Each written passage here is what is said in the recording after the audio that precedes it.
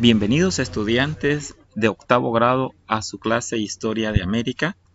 El contenido que abordaremos es las colonizaciones portuguesas, francesas, inglesas y holandesas. En estas colonizaciones analizaremos su organización política administrativa, actividades económicas, organización social de cada una de estas colonizaciones. Iniciaremos con la colonización portuguesa. Portugal era una potencia marítima desde el siglo XV y se convirtió en el siglo XVI en una potencia colonial junto con España. En su organización política administrativa, en un principio la organización política de la colonia se estructuró en capitanías generales. Por no funcionar según la corona, se creó un gobierno general del Brasil bajo la dirección de un gobernador. Luego, se instituye el cargo de virrey en el siglo XVIII, nombrado por el Consejo de Lisboa. Los capitanes generales nombraban al resto de los funcionarios, los cuales solo duraban 3 años en su cargo, los cuales también debían gobernar con un tiempo junto a las cámaras municipales.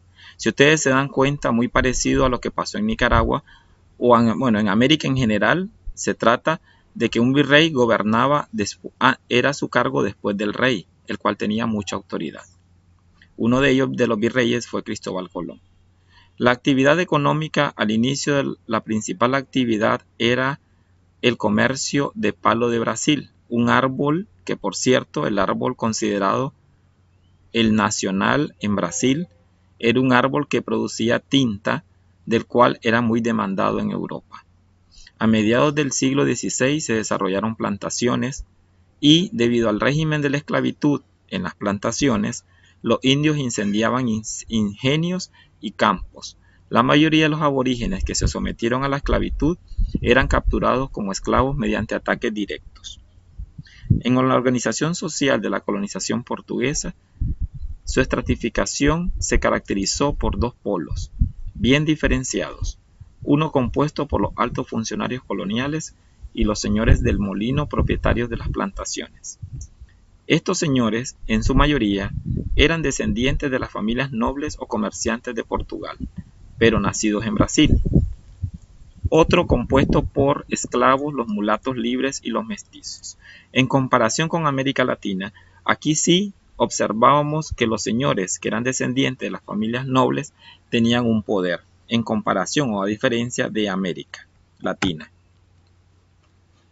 La colonización francesa era una organización que se centraba en dos zonas, la zona de América del Norte en las Antillas Mayores y las Antillas Menores. Su actividad económica, al inicio, dependía del sistema de compañías privadas, como la Compañía Francesa de las Indias Occidentales.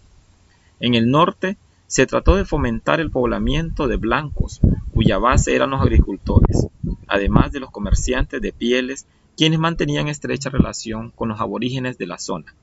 Las plantaciones producían azúcar, índigo, tabaco, algodón, cacao y café.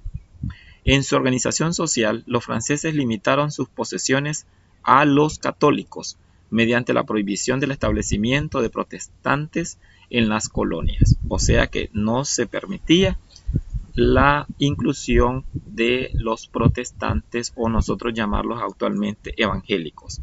La organización social de las colonias francesas en América dependía de la actividad económica.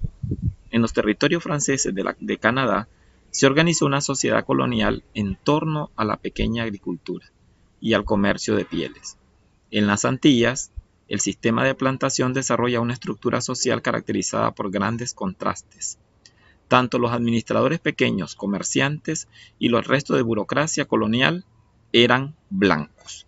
Por otra parte, los mulatos libres podían tener bienes si heredaban de sus padres blancos.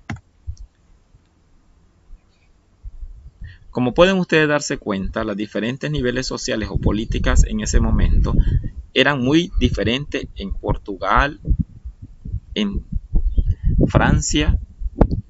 Cada uno tenía su establecimiento político y social. La colonización inglesa se inició en el siglo XVI en las costas orientales de América del Norte. La colonización fue iniciada por compañías mercantiles con un claro sentido comercial. Su actividad económica en el norte de América fue organizada en torno a campesinos puritanos. Además de la actividad agrícola, desarrollan una gran actividad comercial, artesanal y con el tiempo manufacturera, con la industria de la construcción de navíos y la textil. Al sur se desarrolló una economía de plantación, donde esclavos provenientes de África cultivaban tabaco, caña de azúcar y algodón. Las características de su organización social. La estratificación social dependía de la organización económica de cada zona en particular, desde una estructura conformada por pequeños agricultores artesanos y granjeros, jornaleros y comerciantes, hasta la rígida separación entre plantadores y esclavos del sur.